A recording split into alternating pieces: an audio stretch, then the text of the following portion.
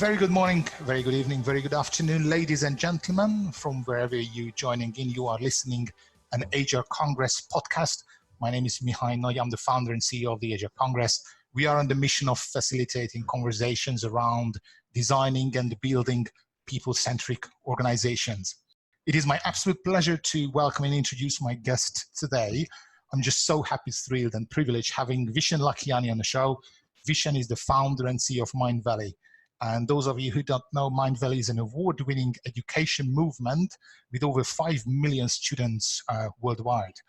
Vishen is a New York Times best-selling author of The Code of the Extraordinary Mind.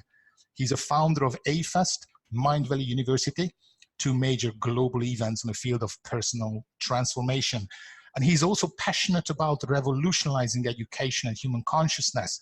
Vishen is a speaker and activist, working to evolve the core system that shape our lives, including education, work, politics, parenting, and spirituality. Vishen, I'm just so happy to have you on the show. Welcome. Thank you so much for having me. I'm delighted to be here. We just chatted before I started, before I hit the record button. And basically today I want to talk about two important aspects of your work and how we can help people to achieve the best version of themselves. In the first half of the podcast, you can't talk about the individual because, in my view, you are a, how shall I put it, a spiritual leader 2.0. You really help people to maximize their human potential. You help a lot of people to achieve the best version of themselves. And in today's organizations, HR leaders, most of our listeners are HR and business leaders. They want to make sure that they become a magnet for talent. They want to create meaningful workplaces. They want people to sort of get engaged with their work, with the organization. However, the way I look at it, it's not fair to only expect the organization to do everything for the employees. It's just as much the responsibility of the individual to take responsibility for their own personal growth, for their own consciousness, for their own development.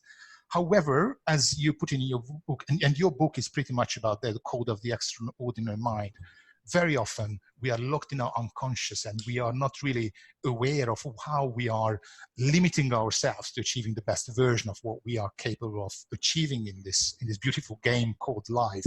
So in the first half, what I'd like to talk about is really a couple of things about, if you share your wisdom, what is it a person, an individual, an employee, a manager, a leader can do in order to be more resilient, to be more conscious, to really achieve most of his potential in the organization?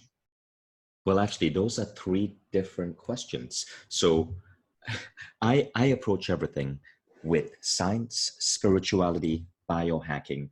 I'm a great integrator. So I like to look at all the different things out there and integrate them.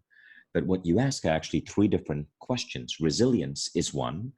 And you said to live one's best potential, that's another.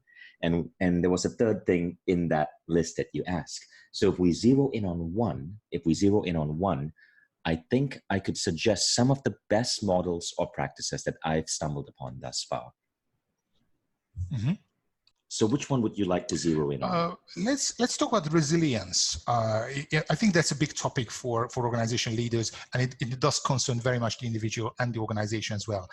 How can me as an individual become more resilient in this today's sort of fashionable term VUCA world? What is it that I can do in order to respond to the uncomfortable circumstances better? Well, I think one of the biggest things, so there's a range of different practices that one can bring in to create better resilience or grit. Now, one of the first practices is being able to tame the reactive mind. Now, the best mechanism for doing this is sleep and meditation. Now, a lot of people talk about mindfulness, they talk about meditation. That's very typical, and there's so much scientific evidence for it. If you actually look at the sheer amount of scientific data on what meditation does for taming the mind, it's going through an exponential curve. In Daniel Goleman's book, Altered Traits, he shares an interesting graph that shows that the rate of scientific studies on meditation is curving upwards exponentially to the point where it's thousands of new science publications talking about meditation or scientific studies on meditation every single year. So we all know meditation works, but meditation is only part of the ingredient. Meditation tames the reactive mind. So what that means is that when we go through a challenge at work, when we go through a difficult situation, when we get negative feedback on something we did, we are less likely to react. There is a pause between our reaction and the words hitting us. Most people react immediately. So the first thing for grit is to tame that reactive mind. There's a pause, and in the presence of this pause, you get to reflect, analyze, and understand better what's happening. So that's the first step. But there's a second, and there's a third, and a fourth. Meditation, as I said, is one. But there are other things that help you calm yourself and be more prone to the ups and downs of life. And another big one is sleep. You want to make sure that you have a well-optimized sleep routine. In our modern work world right now, there is this war against sleep. We are told that pulling an all-nighter is perfectly normal. We're not given enough time to rest. I was just watching Netflix, and there was a show called Patriot Act by Vishen Lakhiani, and the whole show was about how workers in the gaming industry are forced to work so hard that many of them have no choice but to unionize. So we have this war against sleep, and all of this, the inability to get a good night's sleep, the lack of a practice of meditation, create people who are highly reactive, more prone to the ups and downs, more prone to anxiety, stress, and all of the things that emerge and slow down our performance and our happiness when challenges come up. Grit or perseverance is merely the ability to, like a boat can go up and down with a wave, but not tilt over and collapse. It's the ability to move up and down through the challenges of life without collapsing. So again, meditation and health optimization practices such as sleep are important, but there are a couple of other ingredients. Another ingredient is a feeling of being supported, connected, and loved. And many organizations ignore that. So one of the things we try to do is to ensure that we have very open communication, that people feel truly supported, that we put into place practices from manager to employee and employee to employee that create a feeling where you know that if you're facing a tough time, you're going to have the right network of support there for you. So support, basic element of human connectivity, is incredibly important for helping people go through these ups and downs. Now, there are a couple of other ingredients that matter. You're more likely to be able to have grit if you feel that what you're working on is something that connects with you at an emotional level. It's something that you're passionate about. It's something that gives you a sense of meaning. And you're more likely to persevere and to have grit if you feel that what you're doing is somehow improving you in some way. It's challenging you. It's forcing you to grow. Stephen Kotler, my friend, did a study on this, and he found that there's such a thing as the challenge skill ratio. And when we take on a task that is about 4% tougher than what we know we can do, we're in that sweet spot. We feel that we're growing. We feel that we're truly being challenged. We are fully engaged, and therefore we are more able to deal with any obstacles that may come our way. So it's really, it is a complex set of things that help you create better grit. But the good news is this: when you bring in health optimization, such as sleep, such as meditation, feelings of connectivity and being supported, bring meaning and bring passion to what people are doing, and you give people an opportunity to grow. These four ingredients don't just give employees a better way to sail through the challenges, but it makes people more engaged at work. It makes people happier. It creates higher profit margin for employee. All of the good stuff comes together. And that's really part of the formula or the model that I've been working on. And if you know anything about Maslow's pyramid, you'll also recognize that those four things fit neatly in the last four sections of Maslow.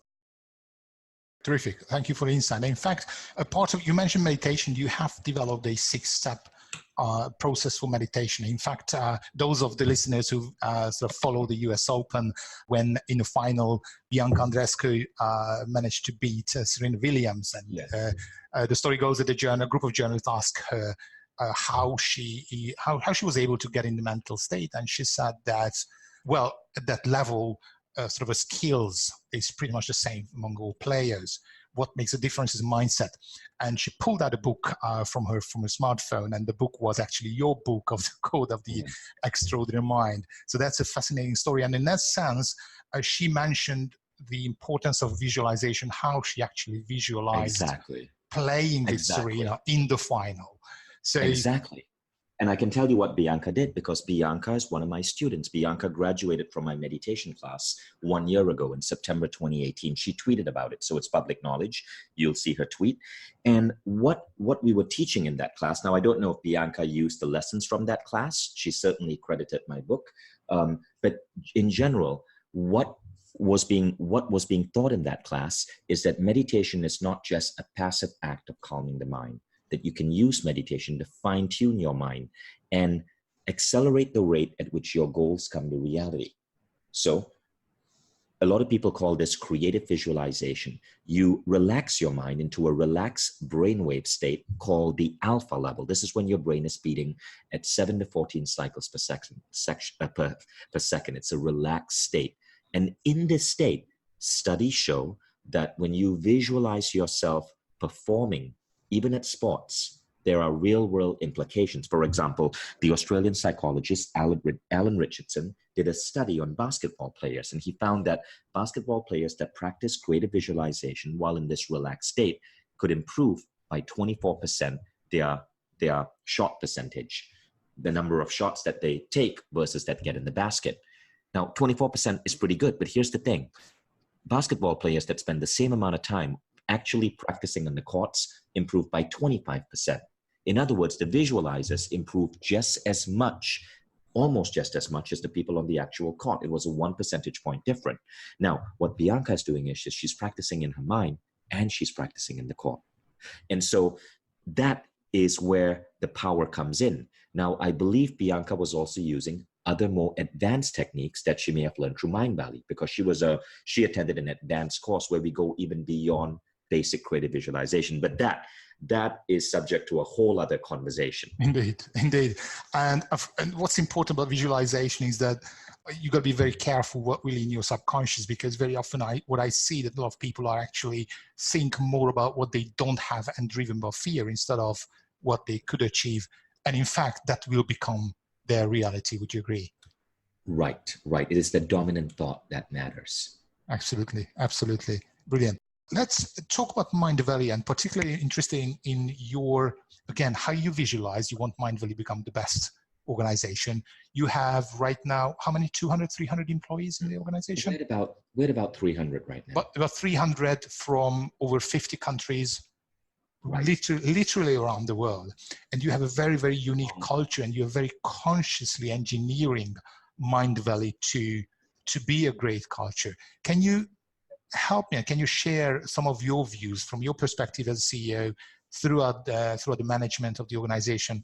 How do you define what the right culture is for your organization, right. and how do you go about implementing and scaling it across the business? Okay, so firstly, that's a really complex question, and I don't like to give simplistic answers, but I'll try to break it down in a format where your listeners might understand. Culture is nothing more than the collective beliefs and the collective understood practices of your organization. That's it. It's your beliefs and your practices. It is not a fancy office. It is not perks. It is not the colorful Google offices that you often see in photos of Silicon Valley companies. It is the collective beliefs and the habits and rituals that your employees embody. Now, the thing is, when it comes to beliefs, there is a scale of beliefs. There are beliefs that are fear-based and that are competition-based, and they're beliefs that are based in love and cooperation. Within this scale, there are so many different nuances. So the first step is upgrading people's beliefs. Now, the second step is upgrading the daily habits and practices of people.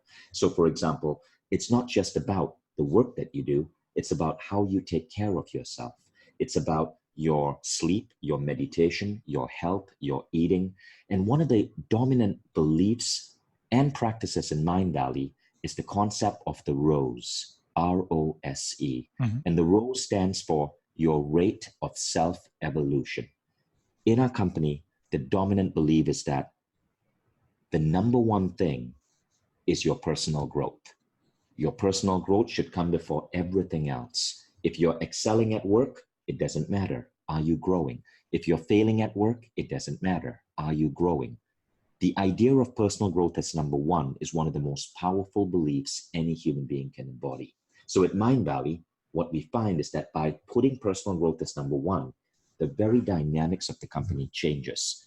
We do not encourage people to work long hours because that's disruptive to sleep. It's disruptive to health. We do not encourage people to come in at 9 a.m.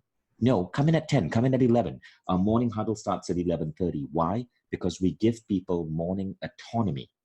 Morning autonomy allows people to spend their mornings going to the gym, meditating, having a proper breakfast rather than a rush meal, being able to say goodbye to their kids as they drop them to school. These are all important aspects of being human that our 9-to-5 working culture strip away from us. So these higher level beliefs are crucial to creating an organization where people can get incredible amounts of productivity done in as little time as possible. So again, this idea of personal growth as number one is the first belief. Now there's a second belief, and that second belief is this: your life is not about you. Rather, your life is about the lives of every single person you touch. This belief activates the kindness gene in people. When you come to work, it's not just about you, it's about how you support your colleagues. There is no competition. And the work that we do must make the world a better place. So we approach everything, our customers, our colleagues, our vendors, our authors, with love. And this is a really radical belief structure that we are playing with here. Approach everything with love and make your life about serving others. And this changes the DNA of the company. So for example, I've had a situation where I got a wake-up call at 2 a.m. because someone in the company was on a street and was being like harassed by a group of men, right? And I rushed out at 2 a.m. to help that employee. And that's just something that I would do, and it's something that anyone in Mindvalley would do. We will happily go out of our comfort zone to help someone else. Today morning, I came to work, and Raphael, a guy who works with me, knew that I had an early morning meeting, and he went down and just picked up a cup of coffee for me because he knew how I love starting my meetings with coffee. And Raphael is a senior manager. He's a really busy guy. Yet he did that because that's how we roll. We make our life about serving other people. Now, those two dominant beliefs, number one, personal growth first, and number two, making your life about serving others, are crucial to creating this incredible culture. And there are studies on this. Sean Aker of Harvard did a study called Social Connectivity Score, and he found that the people who are the kindest people at work, in other words, people with high social connectivity score, if they're in the top 25% of social connectivity score, or if you're there, you are 40% more likely to get a raise in the next 2 years. So you can see kindness pays off more than competitive behavior. Yet, if you look at Dave Logan's model of tribal leadership, 49% of American companies fall at level 3 tribal behavior or competition. And if you look at the overall world, it's even higher. So really what we're trying to do over here is change the core beliefs of human beings to help put away bullshit beliefs that they were trained to adopt from parents, teachers, fathers, mothers, preachers, media, big food companies and big pharma, and train people to be dedicated to their own self-growth while helping others. Now, of course, these are just the two dominant beliefs. There are others that come into play at Mindvalley, but these are two beliefs that have had a profound impact on how we shape our culture. And for the bullshit rules, you've created an actual term. You created a word called the rules. Do you have a platform or a structure, or is it part of your sort of a DNA where people are advised to question rules and even come forward and say that, Vishen, listen, this is really a brew moment? Oh, yes. So let's just go back a bit. So a rule or a bullshit rule is it's a word I coined in my first book, the book that Bianca and Andreescu, the US Open champ, was raving about. And it simply means that bullshit rule. Most of us adopt ideas about the world and how the world works, not through rational choice, but through memetics and social conditioning. These are ideas passed on from generation to generation. And as the world changes, we stick on to these ideas as if they are true. And many of these ideas are no longer necessary. So one of the big things that I like to do at our company is to question and bust every conventional rule of business. Almost every week, there's something that we question, analyze, and discard. So one of the things that we don't do that many other companies do, for example, is we don't really have a CEO. I'm not the CEO of Mindvalley. What I am is a switchboard. My job at Mindvalley is to circulate ideas. So I sometimes disappear from the office for four weeks to 8 weeks. And I pretty much am rarely on a computer. I run everything on my mobile phone, on WhatsApp. Every employee has my WhatsApp number, and people message me ideas. And I process the ideas. I circulate them amongst the company, and I ask everyone to move and act fast, as long as they're not having to overwork. So if I check my WhatsApp right now, I have 107 messages. I'm a little bit behind because I'm also writing my book right now. But none of these messages require me to respond immediately. They are merely ideas for improvement. And what I'm going to do is, as I go through this weekend, I will respond to every single person in my organization and take their idea, analyze their idea, pass it on, help create a method where it can improve the product. So out of 300 employees, I have maybe 100 of them that have sent me an idea or an update on my mobile phone in the last 48 hours. So that's a really good ratio. And that's how we work. I don't operate like a traditional CEO. I operate as a guy who creates rapid idea flow. And this is one of the reasons why we're able to innovate so fast at Mindvalley. We are in an industry, publishing, that is dying. Yet while the competition is really going through a hard time, and we truly feel sorry for the things that is happening in our industry, publishing is being disrupted so rapidly. We are growing at crazy rates. But part of it is because this rapid idea flow allows us to out-innovate ourselves from an industry that is shrinking. So that's a fashionable term these days used, is agility. So achieving this strategic agility is something which works really well at your end. You mentioned you're working on your forthcoming new book, and I heard on a grapevine that it will have something to do with the extraordinary teams, if I'm not mistaken. Here's an opportunity. Would you like to give us, is there a possibility to give us a sneak preview of what you're working on right now, what your next book will be about? Yes, and absolutely. what are the codes for extraordinary teams? Well, the next book is called Superheroes at Work. Superheroes at Work is about how to design work and workplaces so you bring out the best of human ability. Now, I'm not just talking about people who are incredibly optimized as workers, but I'm talking about workplaces where when you come back filled with energy, joy, and bliss. That as you work at that company, you lose weight. Your hair that was once falling out grow back. You become healthier. You become sexier. You become more blissful. I'm talking about work where the work heals you. It makes you a better person. It literally reverses aging. That's what I'm fascinated by. For too long, we've decided that work is something that has to take a toll on us, that work is something that we have to suffer through for a measly paycheck. I don't believe in that. I think work should be something that is core of being human. Salary second. Salary, yes, everyone needs that. But the work itself should give people meaning. It should give people friendship. It should give people the opportunity to become their best selves, to embrace personal growth.